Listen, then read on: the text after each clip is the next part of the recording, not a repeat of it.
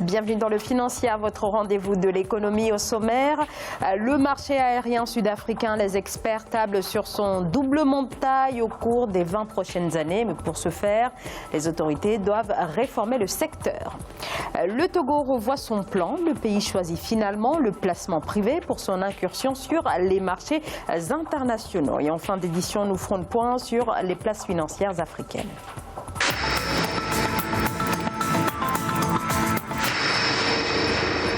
En Afrique du Sud, le marché aérien est plus que prometteur. C'est ce que démontrent aussi les chiffres de l'Association du transport aérien international.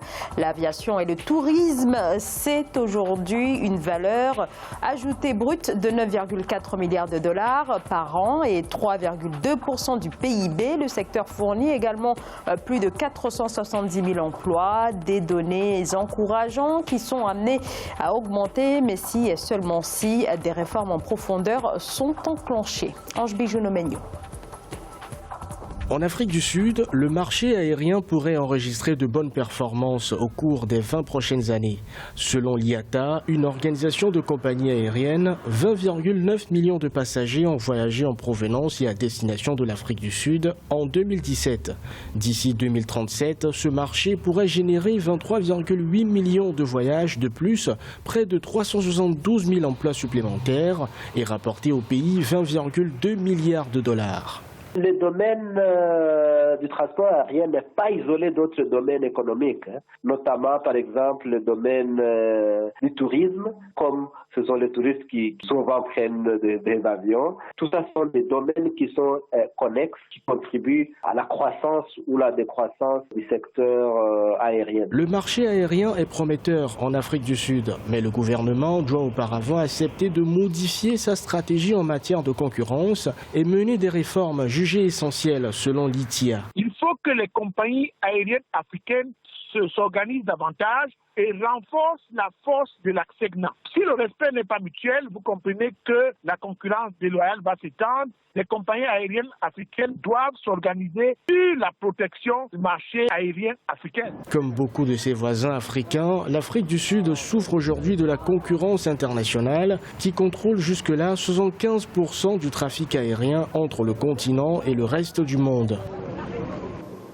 L'Afrique subsaharienne enregistre une baisse des revenus des banques d'investissement, une diminution de 19% au cours du premier semestre 2019. Ils s'établissent donc désormais à 227,3 millions de dollars, soit leur plus bas niveau depuis 2016. Une situation consécutive au faible chiffre d'affaires sur les transactions relatives aux introductions boursières qui accusent un repli de 70%.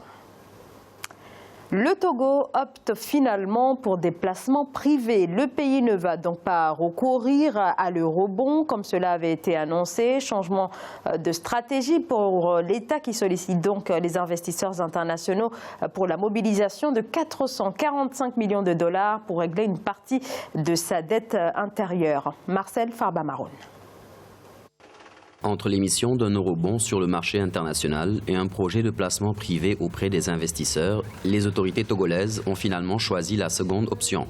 Le gouvernement va tenter de lever la somme de 397 millions d'euros, soit 260,4 milliards de francs CFA, avec l'accord des institutions de Bretton Woods dans le cadre du financement d'une partie de sa dette intérieure. Cette opération se situe dans le cadre du reprofilage de la dette publique du Togo qui consiste à saisir les opportunités qu'offre le marché international par rapport au marché domestique pour lever des fonds à des conditions plus avantageuses. Ce dispositif doit permettre au Trésor public togolais d'alléger le service de la dette publique et de dégager les espaces budgétaires et de trésorerie pour financer notamment les besoins sociaux tout en évitant le risque de refinancement. Le risque étant augmenté compte tenu du secteur privé et des créanciers publics ou privés qui vont venir, on risque d'avoir un double problème. Que d'abord ces créanciers privés revendent leurs dettes et que très rapidement des États européens se mettent dans le jeu. Et du coup, comme en Grèce, on aura deux créanciers, et le côté public et le côté privé, ce qui va mettre le Togo en situation très délicate de remboursement si le Togo n'honore pas ses engagements. L'opération prévue par le gouvernement togolais devrait être bouclée avant la fin de l'exercice 2019. En rappel, alors qu'elle plafonnait à plus de 80% à la fin 2016, la dette publique du Togo est passée en dessous des 70% fin mars 2019, selon le ministère de l'économie et des finances.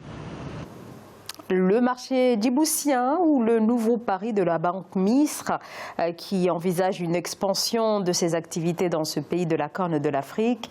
Le projet serait à l'étude et s'il aboutit, il s'agira alors de la première pénétration en Afrique subsaharienne pour la banque Misr, ouverte en Égypte en 2020. Elle est présente aux Émirats arabes unis, au Liban, en Allemagne, en Chine, en Russie, mais aussi en France.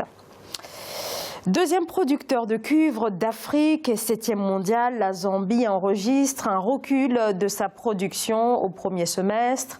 Une baisse de 4% qui serait due à des difficultés opérationnelles entre des teneurs de minerais plus faibles. Une production qui se situe à un peu plus de 390 000 tonnes au premier semestre. Mais les autorités se veulent néanmoins très confiantes. Écoutez Paul Chanda, secrétaire permanent des mines.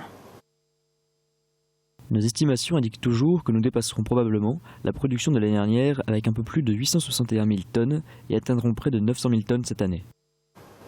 Faisons à présent le point sur l'évolution des places financières africaines à la mi-journée. On va commencer par l'Afrique australe et l'océan Indien avec les marchés boursiers de l'île Maurice qui baissaient de 0,39%. L'indice sud-africain augmentait de 0,41%. La bourse de Nairobi diminuait de 0,37%. L'indice Gaborone restait stable. En Afrique de l'Ouest et centrale, la BRVM était en hausse de 0,38%. La bourse du Nigeria baissait de 0,64%, baisse également pour la bourse du Ghana de 0,06%. En Afrique du Nord à présent, la bourse de Casablanca baissait également de 0,78%. La bourse du Caire enregistrait une hausse de 0,21%. L'indice tunisien clôturait sur une baisse de 0,15%.